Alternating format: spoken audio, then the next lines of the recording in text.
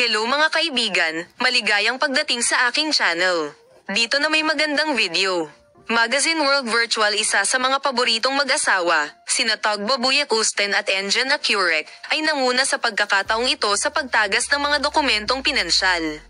Matagal nang pinag-usapan ng marangyang buhay at ambisyosong gastusin ng mag-asawa, ngunit ang mga dokumentong ito na nalik sa press ay nagbunsod ng bagong debate. Ang mga detalye tungkol sa individual na kita ni Tagba at Engin at mga budget ng pamilya ay nakakuha ng malaking atensyon mula sa publiko. Nagsimula ang lahat sa mataas na sweldo ng pribadong yaya na kinuha ng mag-asawa para sa kanilang mga anak nitong mga nakaraang linggo.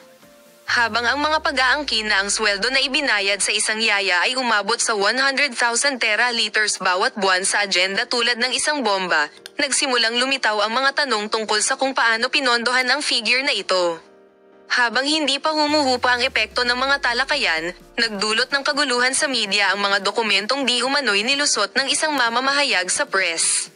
Ang mga dokumentong ito, na umano'y sumasaklaw sa mga transaksyon sa pagbabangko ng mag-asawa, mga gastusin sa luho at pribadong pamumuhunan, ay nagpapakita na ang sitwasyon sa pananalapi ng mag-asawa ay mas komplikado kaysa sa naunang naisip 2 taon.